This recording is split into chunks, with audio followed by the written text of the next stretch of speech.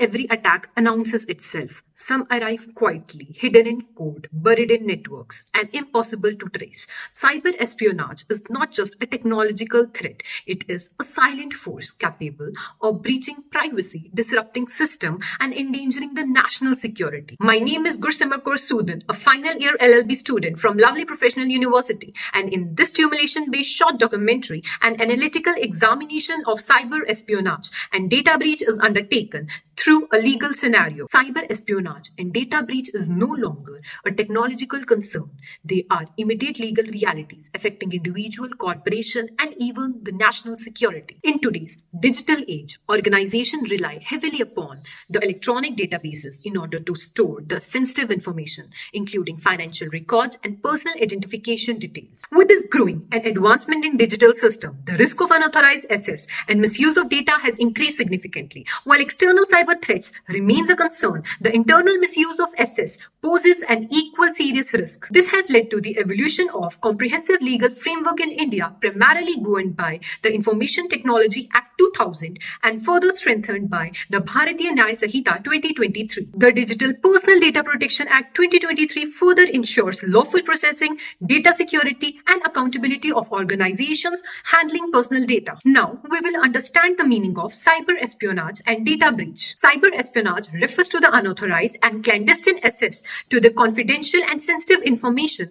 stored in digital system with the intent of obtaining strategic, financial, or personal advantage. It typically involves the techniques such as hacking, phishing, and malware insertion in order to extract the data without any detection. The data breach, on the other hand, occurs when sensitive, protected, and confidential data is accessed, disclosed, or transmitted without authorization, resulting in compromise of privacy and security. Section 2, subsection U of Digital Personal Data Protection Act 2023 defines personal data breach, which includes any unauthorized access, disclosure, acquisition, or loss of access to personal data, resulting in compromise of privacy and security. While cyber espionage focuses on intentional and covert acquisition of data, data breach, on the other hand, represents the consequences where such data is misused or exposed. Both are the serious legal violations involving breach of confidentiality, unauthorized access, and misuse of digital infrastructure. Coming to the case stimulation. Brief facts of the case. The present case arises out of a data breach incident reported by FinSecure Private Limited, a financial services company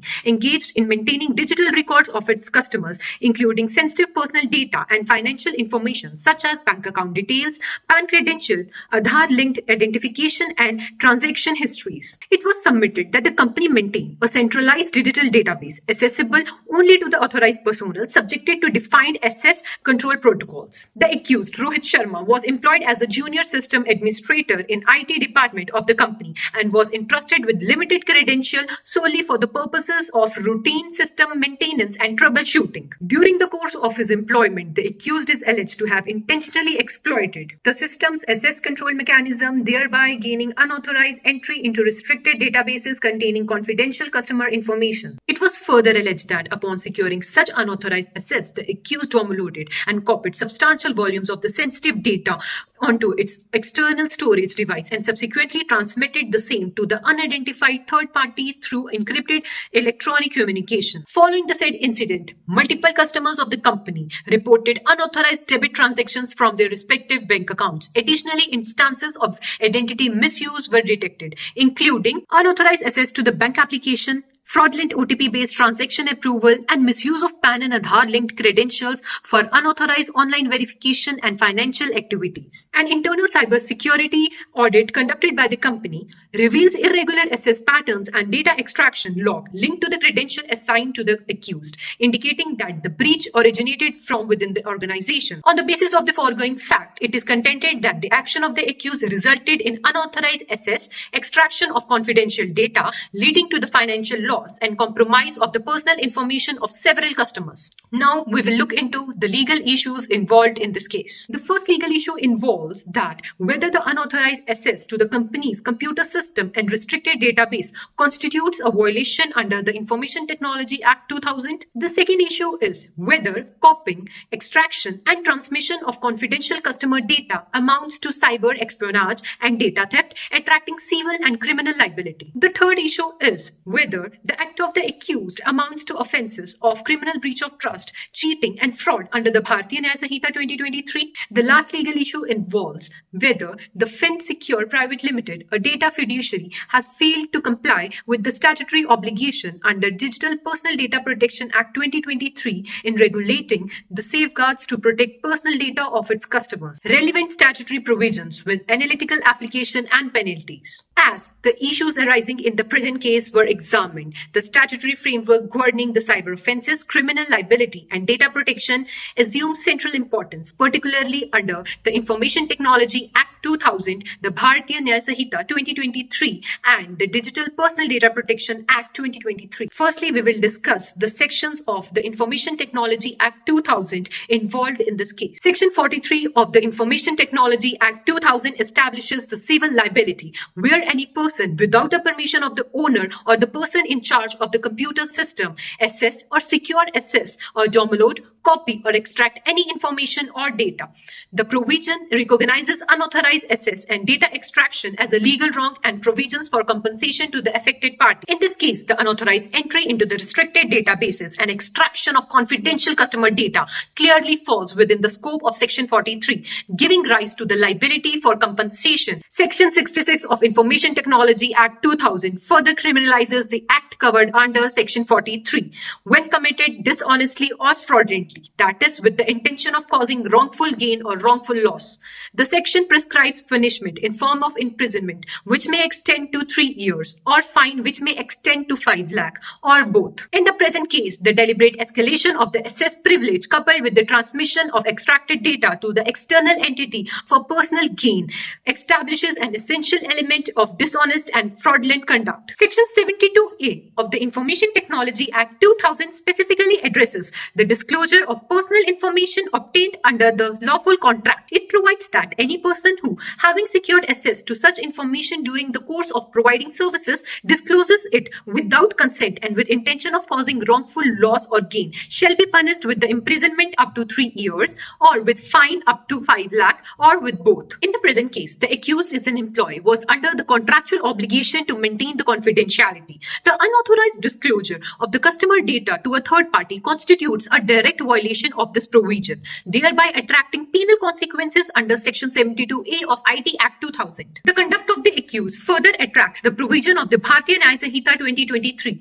particularly Section 316 related to the criminal breach of trust and Section 318 related to the cheating. Section 316 of the Bharatiya Nyaya Sanhita 2023 provides that where a person is entrusted with the property or dominion over it, dishonestly misappropriates or convert it for the personal use, such person shall be imprisonment for the term which may extend to 5 years, or fine, or both. Section 318 of the Bharatiya Nyaya Sanhita 2023 provides that any person who cheats or thereby dishonestly induces another person to deliver property or causes wrongful loss shall be punished with the imprisonment which may extend to 7 years along with fine. In the present scenario, although the deception is indirect, the concealment of unauthorized access and misuse of data resulted in the financial loss of the customers, thereby satisfying the ingredients of cheating under Section 318 of Bharatiya Nyaya Sanhita. In addition to the individual liability, the present case also raises significant concern under the Digital Personal Data Protection Act 2023, which governs the processing and protection of personal data in India. Section 4 of the Digital Personal Data Protection Act 2023 lays down that the personal data shall be processed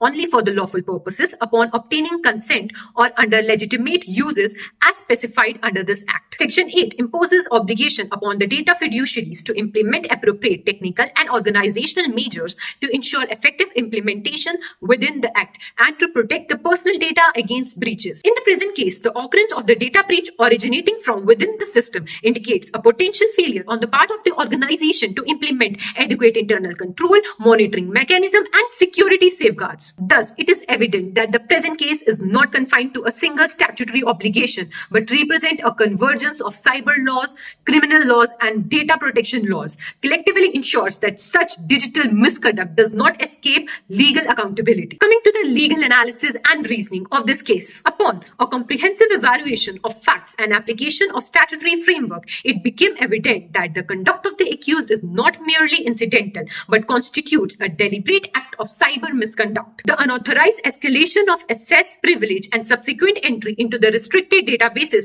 clearly satisfied that the element of access without permission and data extraction as contemplated under Section 43 of the Information Technology Act 2000. However, the presence of intent distinguished the present case from mere civil liability. The systematic manner in which the accused bypasses the security protocol, coupled with deliberate transmission of sensitive data to a third party, establishes the existence of dishonest and fraudulent intention, thereby attracting criminal liability under Section 66 of Information Technology Act 2000. Further, the accused, as being an employee of the organization, was under the contractual and fiduciary obligation to maintain the confidentiality of the data accessed during the course of the employment. The unauthorized disclosure of such information constitutes a clear breach of trust and attracts the penal consequences under Section 72A of the Information Technology Act 2000. The factual matrix also discloses that the accused was entrusted with the limited access to the company's digital infrastructure. The dishonest misuse of such entrusted authority for personal benefit satisfies the essential ingredient of criminal breach of trust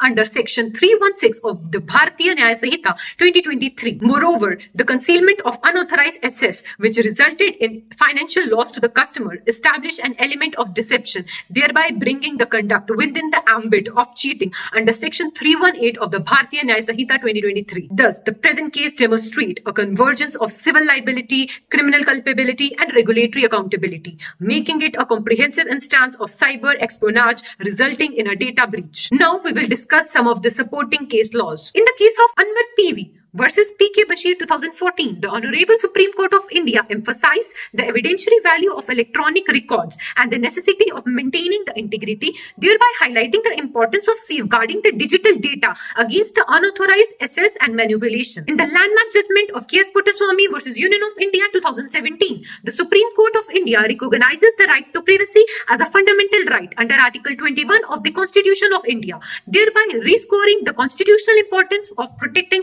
personal data from misuse and unauthorized disclosure. In Shreya Sehgal versus Union of India 2015, the Supreme Court stresses that the need of precise and balanced application of cyber laws, ensuring that the digital rights are protected while addressing the misuse of technology. These decisions collectively reinforce the legal principle that digital data is a protected legal interest and that its unauthorized access and misuse attracts serious legal consequences. At last, coming to the conclusion and preventive measures. In light of the foregoing analysis, it is evident that the act of the accused constitutes a clear instance of cyber espionage, leading to a data breach, attracting both civil liability and criminal sanction under the Information Technology Act 2000, the Bharatiya Nyaya Sanhita 2023, and the Digital Personal Data Protection Act 2023. In order to prevent such incidents, it is important for the organization to adopt some cybersecurity preventive measures, including first one is implementation of strict role-based access control system to limit data exposure. The second one is adoption of multi-factor authentication and encryption technologies to secure sensitive data. The third one is continuous monitoring of system activities through intrusion detective mechanism. The fourth one is periodic cybersecurity audits and assessments. The fifth one is comprehensive employee training program focusing on ethical conduct and data protection obligations. The sixth one is strict adherence to the statutory requirements under application of cyber and data protection laws. At last, I would like to conclude by saying that in this digital era, data is not merely a technological asset. It represents identity, privacy, and trust. When such data is compromised, the consequences extend far beyond the financial loss, striking at the very core of individual security and institutional integrity. Thank you.